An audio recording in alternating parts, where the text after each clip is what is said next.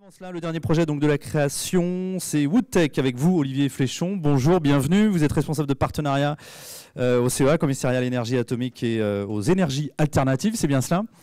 Et donc vous allez nous présenter le projet Woodtech avec un pitch qui annonce la couleur. Vous promettez de multiplier par 20 la durée de vie des essences nationales. On va vous écouter. Même règle du jeu pour vous, 5 minutes, suivi de 5 minutes de questions. Donc notez bien le nom du projet, Woodtech avec Olivier Fléchon. C'est à vous. Bonjour à tous. Est-ce que vous m'entendez? Oui. Habituellement, les gens qui sont issus du CEA qui viennent pitcher à la BPI, ils viennent avec des choses très compliquées, des sonars, des radars, des lidars, des piles à combustible ou des écrans OLED. Et moi, je suis venu avec un petit bout de bois. Alors, il peut paraître anodin, mais il a été modifié dans les laboratoires du CEA. On y travaille depuis quelques années. Et ce petit bout de bois, il a une caractéristique désormais qui est assez exceptionnelle dont je vais vous parler.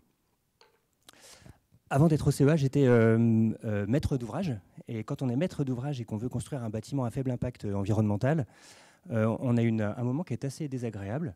On se tourne spontanément initialement vers la construction bois.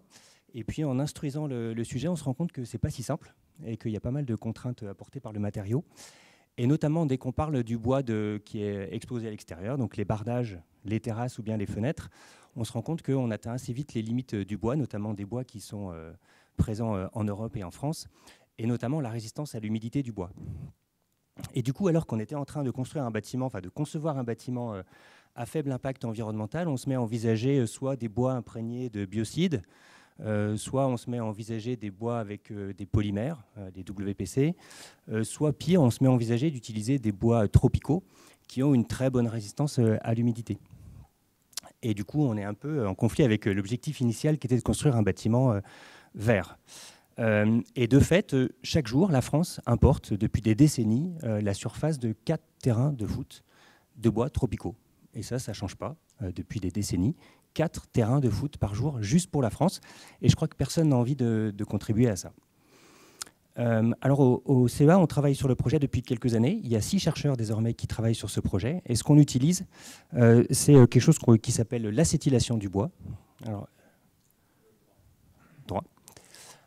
L'acétylation du bois, ce n'est pas nous qui l'avons inventé, c'est une modification moléculaire du bois qui conserve le bois dans son état brut, c'est-à-dire qu'on ne rajoute pas un produit, mais on modifie la proportion d'esters qu'il y a dans le bois. On augmente les esters et du coup on diminue les endroits où l'eau va venir se fixer sur le bois. S'il n'y a pas d'eau, il n'y a pas de moisissure, il n'y a pas de moisissure, pas d'insectes, du coup le bois devient imputrescible. 50 ans de durée de vie en usage de classe 4 et 25 ans en usage classe 5. Ça, c'est une connaissance qui est depuis 1928. Il y a même un acteur qui vend du bois acétylé depuis une quinzaine d'années, sauf que sa techno, elle ne marche que sur des bois tropicaux imprégnables. Donc nous, on a développé une technologie qui marche sur des bois peu imprégnables, et notamment sur des bois rhône-alpins, puisque je viens de la région Rhône-Alpes. Cette techno, c'est celle qu'on voit ici sur un petit réacteur. Et du coup, le projet... alors, j'ai oublié de dire que du coup, c'est de la chimie verte. C'est-à-dire que le bois, il est totalement imputrescible, mais il reste massif. On peut le brûler en fin de vie comme n'importe quel bout de bois, malgré sa longévité exceptionnelle. Ce qu'on veut faire, c'est transformer le petit tunnel que vous avez vu en laboratoire en un énorme tunnel qui serait une unité d'acétylation. Donc, ce qu'on veut créer, c'est des unités d'acétylation de résineux ou de feuillus français, pour 3 marchés, le marché des bardages, des terrasses ou des profilés de fenêtres, avec énormément de valeur ajoutée, c'est-à-dire des profilés qui soient concurrents avec les meilleurs matériaux sur le marché. Et on a une durée de vie qui est largement supérieure à ce qu'on peut avoir, par exemple, avec de l'IP.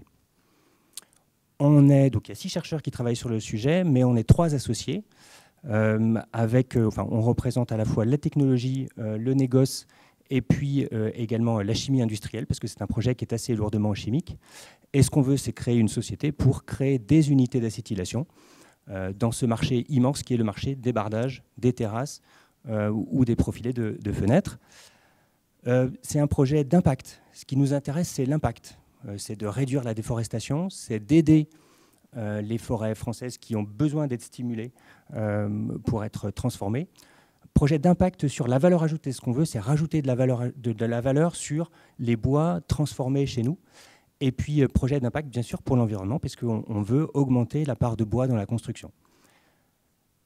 Si vous voulez augmenter l'impact, votez pour le projet. Merci.